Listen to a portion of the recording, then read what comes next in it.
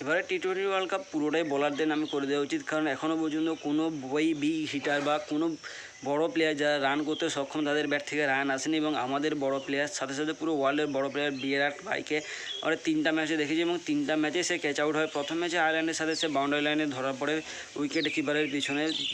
দ্বিতীয় ম্যাচে out of the of স্টাম্পের বল ব্যাটে লাগায় এবং পাওয়ার প্লে লাইনে ধরা পড়ে। এবং কালকের ম্যাচেও সে কিপারের কাছে কট বিহাইন্ড হয়। তো বিরাট ভাইয়ের হয় ওপেনিং শ্যুট করছে না কিংবা তার কোনো ডিস্টারবেন্স আছে, তো দয়া করে বিসিসিআইকে জানানো যায় বা আমার হাম্বেল রিকোয়েস্ট যে বিরাট ভাইকে তার ফেভারিট পজিশন 3 নম্বরে নামানো হোক। এবার কালকের ম্যাচে ফিরে আসি। কালকের ম্যাচে টিম ইন্ডিয়া টসে জিতে এবং বল করার সিদ্ধান্ত নেয়। মাইটি ইউএসএ প্রথমে ব্যাট করতে নেমে 110 রান করে 8 উইকেট হারিয়ে যে প্লেয়ার অর্থাৎ জোন্স পাকিস্তানের হাতে ম্যাচ ছিনিয়ে নিয়ে এসেছিলো তাদেরকে আমরা খুব তাড়াতাড়ি আউট করে দিই। এবং তার কারণে হয়তো আমরা বলতে পারি আরও 10 থেকে 20 রান কিংবা 25 থেকে 30 রান কম হয়েছে। তো কালকে ইউএসএ 110 রান করেছিল 8 উইকেট হারিয়ে, যেখানে ইউএসএর সর্বাধিক রান করেন নীতিশ কুমার 27, তারপর রয়েছে স্টিফেন টেইলার 24 এবং কোরি অ্যান্ডারসন 15 রান করে। কালকের ম্যাচে জসপ্রীত বুমরা এক্সপেন্সিভ ছিল, সাথে সাথে হার্দিক পান্ডিয়া এবং অক্ষর প্যাটেল এরাও এক্সপেন্সিভ ছিল, কিন্তু এদেরকে কাভার আপ করে দিয়েছে আর্শদীপ সিংয়ের 4 ওভারের বোলিং স্পেল। সে যেখানে 4 ওভার বোলিং স্পেলে 9 রান খরচ করে 4 উইকেট নেয়। সাথে সাথে অসাধারণ বাউন্ডারি লাইনে ক্যাচ কালকে আমরা দেখেছি মোহাম্মদ সিরাজের কাছ থেকে। সে আরও একটা ডিস্টেন্স কাভার করে ক্যাচ নিয়ে চেষ্টা করেছিল, কিন্তু তার হাতে লেগে বলটা পড়ে যায়। কালকে এটাই ভুল ছিল টিম ইন্ডিয়ার ফিল্ডিং সাইড থেকে। তো টিম ইন্ডিয়ার হয়ে কালকে সর্বাধিক উইকেটে আর্শদীপ সিং 9 রান খরচ করে 4 উইকেট, হার্দিক পান্ডিয়া 14 রান খরচ করে 2 উইকেট এবং অক্ষর প্যাটেল 25 রান খরচ করে 1 উইকেট।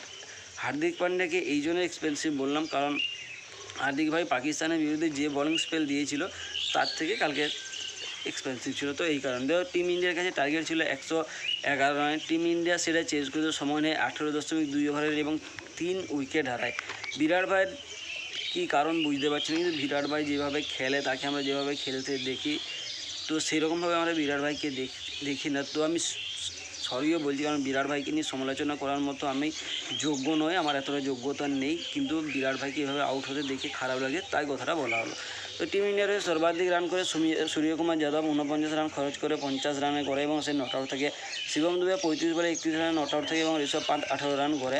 ইউএসএর তরফ থেকে সৌরভ নেত্রপালকর 18 রান খরচ করে 2 উইকেট এবং আলী খান 21 রান খরচ করে 1 উইকেট নেয়। কালকের ম্যাচে প্লেয়ার অফ দ্য ম্যাচ হয় আর্শদীপ সিং, 4 ওভার বল করে 9 রান খরচ করে 4 উইকেট নেয় এবং কালকের ম্যাচ আমরা 7 উইকেট এবং 10 বলের ব্যবধানে জিতে গেছি।